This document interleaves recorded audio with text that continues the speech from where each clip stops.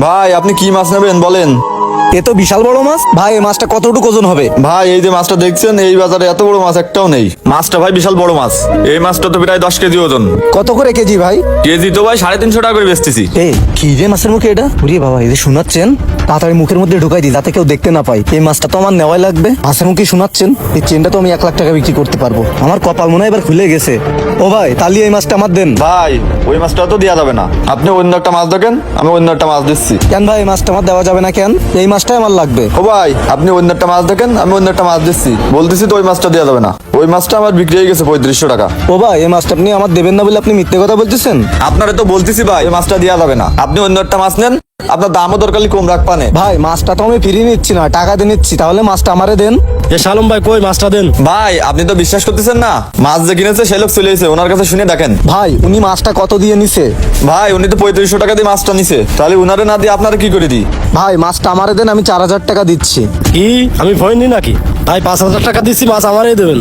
কি টাকার গরম আমারে দেখাচ্ছে? টাকার গরম দেখেছে কি ভাই? আমি 7000 টাকা দিচ্ছি, মাছটা আমাকেই দেন। ভাই ও আমার সাথে টাকার গরম দেখাচ্ছে, ও সেই কি আমার টাকা কম আছে নাকি? মাছ আমি নেবো মানে আমিই নেবো। কি টাকার গরম আমারে দেখায়? ভাই আমি 7000 টাকা দিচ্ছি, মাছটা আমারে দেন। ও ভাই আপনারা গন্ডগোল করতেছেন কেন? ভাই যে টাকা বেশি দেবেন আমি মাছটা তারে দিবেন, আপনারা গন্ডগোল করেন না। ভাই উনি মনে হয় আমার সম্পর্কে জানেই না। টাকা 10,000 দিচ্ছি, মাছ আমিই নেবো। কি আমার সাথে টক্কর মারতেছে? আমি ভাই 15000 দিচ্ছি, মাছ আমিই নিয়ে যাব।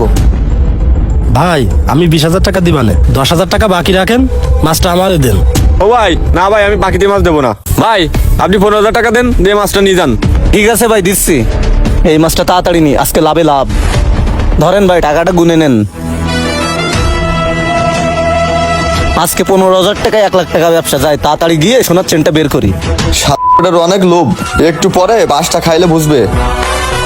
মাছের পেটের থেকে সোনা বের করে নিয়ে আসলাম। 15000 টাকায় 1 লাখ টাকা ব্যবসা যায়। সোনার দোকানে গিয়ে বিক্রি করে আসি। ভাই সোনার চেনটা দেখেন তো কয় টাকা দাম হয়? এ তো শোনা মনে হচ্ছে না। ভাই একটু দেখেন তো, শোনা তো মনে হচ্ছে না। কই দেন তো দেখি। না না, এটা কখনোই শোনা হতে পারে না, এটা ইমিটেশনের মাল। এই নেন ধরেন। ভাই এ তো শোনা না, এ তো ইমিটেশন।